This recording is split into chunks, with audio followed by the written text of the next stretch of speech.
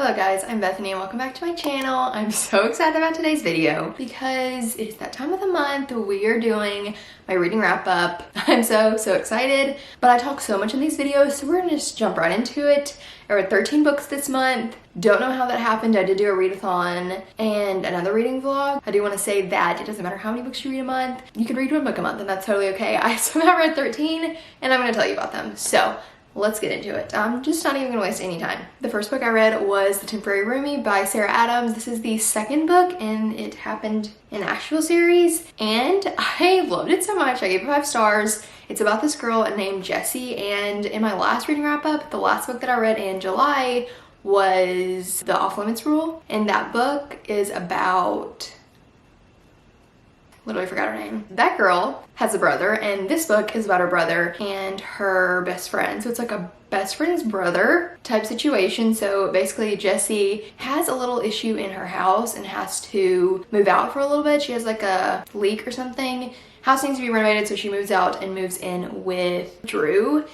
And basically they just don't like each other. Definitely enemies to lovers, a type vibe. I love this book. I'm usually not as big of a fan of enemies to lovers as like friends to lovers, but I really enjoyed this. I didn't like Jessie for a little bit, but I feel like as you get closer to the end, you realize why she is the way she is. And I just loved it so much. I stayed up till like 2 a.m. finishing it, and it was so good. Highly recommend. Sarah Adams books are just so good. It's also a closed door romance. All of Sarah Adams books are closed door romance, which I love. It's dual POV, so you get Jessie's perspective and Drew's perspective. I love getting the guy's point of view. He's a doctor, she's actually pregnant, so all of that's going on, and it actually starts where the Off-Limits Rule ends, but at Jessie's point of view, so I would recommend reading the series like together. They're pretty short, less than 300 pages, and it's so good. All the characters in Sarah Adams books are just so good. I love them. Next, I read Nora Goes Off Script by Annabelle Monaghan. I think I talked about this in one of my videos this month, in my closed door romance recommendations. But I love this book so much. I gave it 5 stars and I just highly recommend it. It's pretty short too. It's like less than 300 pages and it's pretty popular right now in like summer book recs. For good reason. It is about Nora, and she's like a screenwriter for basically like Hallmark movies. That's what I would attribute it to. It doesn't say Hallmark movies, but you kind of get the vibe, like those kind of movies. And then one of her scripts ends up being like a big movie, and some movie stars come to her small town to film it, and one of the movie stars, the guy, just doesn't leave. So she's a single parent. It has the celebrity / normal person trope, which I am loving so much. It's so fun to read. What is this bird? I love the small town vibe. I love the like parent, like family dynamic with her and her kids and with like the town. It was just so sweet, the found family.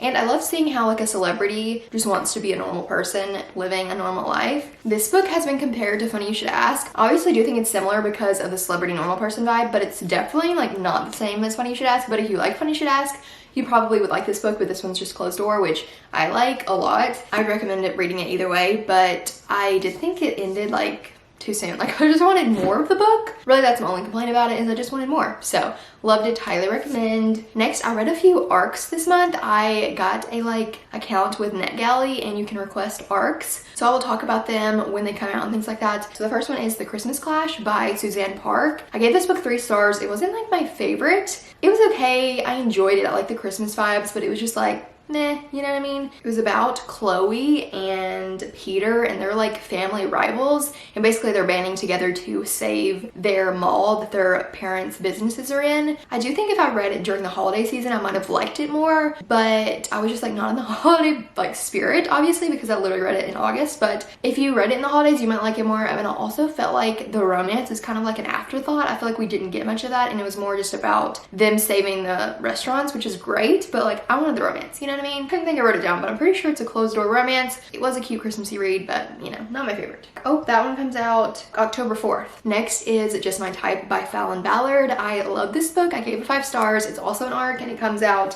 February 7th of next year. This was such a fun book to read. This book is about Lana, a relationship-prone journalist who's surprised to find her ex-boyfriend is in the running for a job at her work. They're in a competition. Lana has to learn how to stay single, while Seth has to learn how to be in a long-term relationship. I thought the concept was super interesting, and I loved Lana, the character. She had like a TBR card and lots of books, and I just love that about her. I wanted to be her friend. This isn't a closed door romance. There's a couple explicit spicy scenes, so just be aware of that. Not too much, but definitely in there. This was like a second chance romance, but kind of different than other second chance romances that I read, so I really enjoyed that. I love that. That's my favorite trope. There was also text messages in the book, and if you were like me, I love reading text messages in books. It's so fun, and they're both journalists, which is super fun and interesting to read as well. And I just love the book. I thought it was so good. Highly recommend you pre-order it. It comes out in February, and it was just great. I really loved it. Next is my favorite book of the month that I will not shut up talking about, and that is Hook, Line, and Sinker by Tessa Bailey. Oh my goodness. This was my favorite book of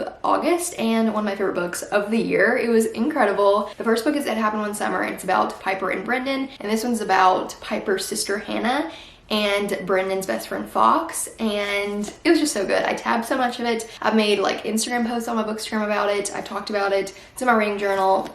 I just can't get enough of this book. I would recommend reading It Happened One Summer and then reading this one, but honestly I feel like I like this one more than It Happened One Summer. But It Happened One Summer was one of my favorite books of last year, and this is going to be one of my favorites of this year. I loved it so much. It was so good. Overall, I just feel like Hannah's character was more relatable, and I just loved Fox's character development. I just loved him. He was so sweet. It is written in third person, which I usually don't particularly like because I feel like it's hard to get into, but I did really enjoy this book and felt like I was able to read it regardless. Also, this might sound a little bit far-fetched, but it kind of reminded me of my relationship with God. Basically because Fox saw himself the way other people saw him, and how we do the same thing, but God wants to see us as he sees us. If that makes any sense, I don't know, which is very far-fetched because this, I'm gonna give you a warning now, it's very spicy. Tessa Bailey's books do not hold back. They're like 5 on the spicy scale, which I do not like. I prefer not to have that, but I have to look past it because it's one of my favorite books of the year and I loved it so much.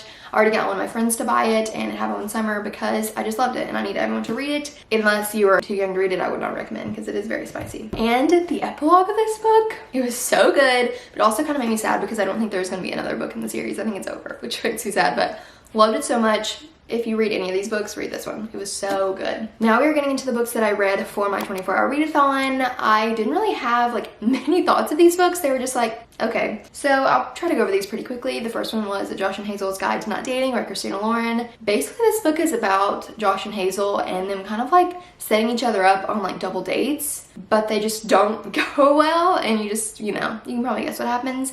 I liked it. I gave it 4 stars, but there was just nothing too special about it. There is a trope at the end of the book that most people do not like. I didn't mind it, and I liked how it ended. The trope that's at the end of the book I knew before going into it, and I wish I didn't know that because I'm not sure how I would have felt about it because I already knew it was coming, you know? Not one of my favorites, but I still enjoyed it. Next, I read Mad About You by Harry McFarland. I also enjoyed this book. I gave it 4 stars. Not a favorite, but I did think it was good. It's about Harriet, and she is a wedding photographer, and basically her boyfriend proposes to her. She doesn't want to get married or anything like that, so she breaks up with him and she ends up moving into Cal's house because she needs a place to stay. One complaint I had about this book is I wanted more of the romance because I feel like you don't get much of it. I feel like it focuses more on like Harriet and what she's going through than more on the romance. I said Harriet McFarland, that's not how you say it, it's Valerie McFarland.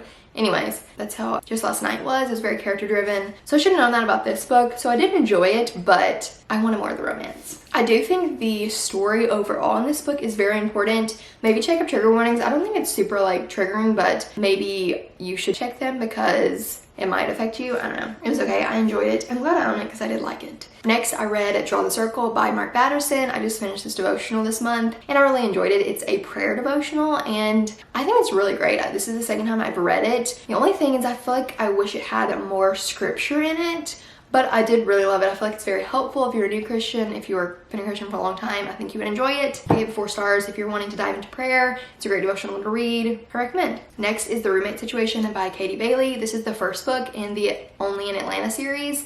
I gave it 4 stars. I loved it. It was cute. It's exactly what I wanted to read. It's about Jess. She moves back to Atlanta from New York City because her and her boyfriend break up. She goes to her brother's house and realizes her brother has a roommate, Cooper. It's brother's best friend. And I thought it was so cute. It was like what I wanted in a rom-com, and it's closed door, which I really liked. And it was just sweet. It was sweet, cute. I love that there was no conflict at the end, and I can't wait to read the second one, which I did later in the month. And they're just sweet characters. Really like them. And I feel like if you like Sarah Adams, you will like Katie Bailey because they're very similar in the vibes. So next one is another arc. It is Forget Me Twice by Carina Taylor. It comes out November 10th. I love this book. I thought it was so cute. I gave it 4.5 stars. It's about Meyer, and basically she gets a call from the hospital and they're like, hey, your husband was in a plane crash. You need to come pick him up. And she's like, wait, I don't have a husband because her and her husband got a divorce a year prior. When she gets to the hospital, she realizes that he has amnesia and doesn't remember anything. So the doctors tell her, like, don't tell him that y'all have gotten a divorce because it might mess up his memory and like as things come back. So basically she's taking care of her ex-husband who thinks he's still her husband. But I thought this book was so cute. I loved it so much. It was closed door, which I loved a lot. I love closed door romances. So if you want a closed door, I highly recommend this book. Sarah Adams actually posted about this book and I requested on NetGalley. I loved the plot. I loved how it was different than most romances that I read. I thought it was wholesome and sweet, but also realistic in showing that like marriage is not always easy. It's not always rainbows and butterflies. So I love that also. I felt very connected to the characters and I love the found family aspect. And I just thought it was so good. Highly recommend. 4.5 stars. Pre-order it